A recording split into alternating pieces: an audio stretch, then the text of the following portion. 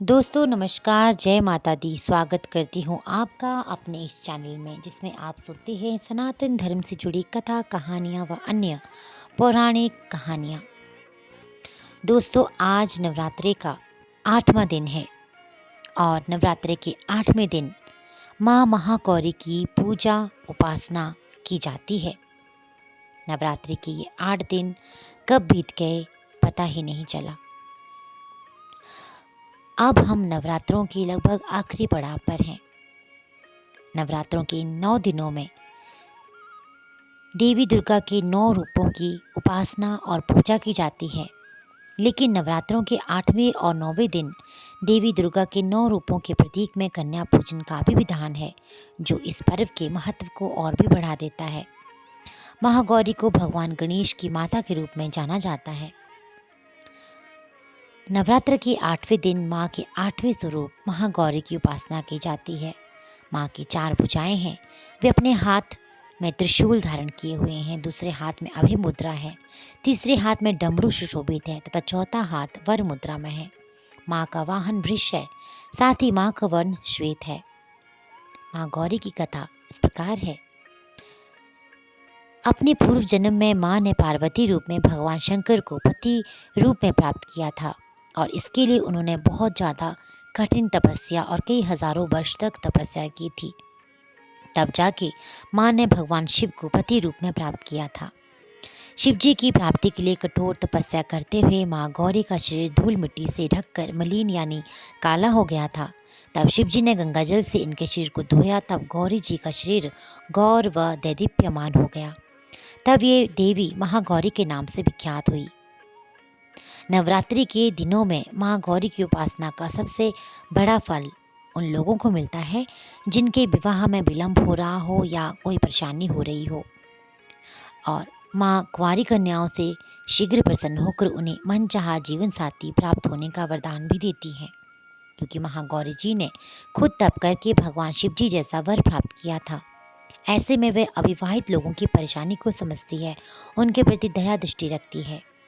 यदि किसी के विवाह में विलंब हो रहा हो तो वे भगवती महागौरी की साधना कर सकते हैं, उनका मनोरथ पूर्ण होगा। हाथ में फूल लेकर माँ का ध्यान किया जाता है और ध्यान के बाद माँ के श्री चरणों में वो फूल अर्पित किए जाते हैं। दूध से बने नैवेद्य का भोग माँ को लगाया जाता है और इसके पश्चात ओम ऐं ह्रीं क्लीं चामुंडाय विच्चे मंत्र की तथा साथ में ओम महागौरी देवी नमः मंत्र की 21 माला जाप की जाती है तथा मनोकामना पूर्ति के लिए माँ से प्रार्थना की जाती है। माता की पूजा अर्चना करने के लिए एक सरल मंत्र भी है।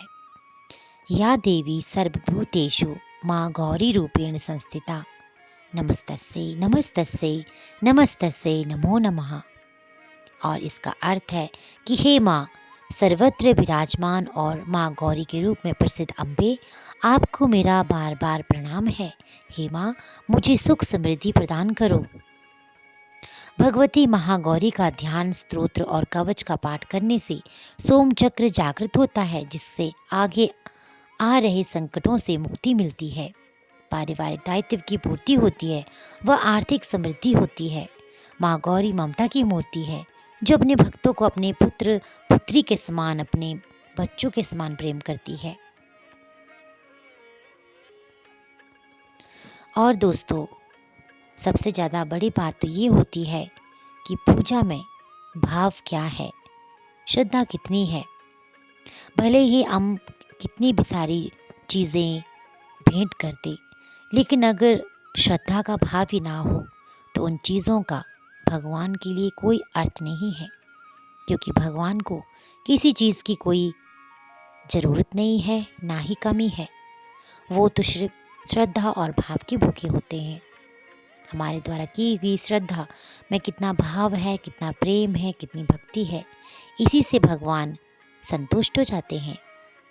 अतः आइए आज पूरी श्रद्धा भावना से माँ के श्री चरणों में शीश नवाकर माता का आशीर्वाद प्राप्त करते हैं और माँ से प्रार्थना करते हैं कि हमारे जीवन में सुख शांति बनी रहे, सब और समृद्धि हो, खुशहाली हो और शांति बनी रहे। इसी के साथ मैं आपसे विदा लेती हूँ। फिर मिलूँगी एक और नई कथा के साथ। और जाने से पहले एक रिक्वेस्ट आपसे ये भी करना चाहूँगी कि अगर आप चैनल में नए हैं तो चैनल को सब्सक्राइब करना बिल्कुल ना भूलिएगा, बेल आइकन को दबा दीजिएगा।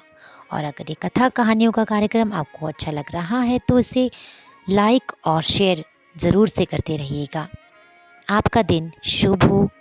जय माता दी।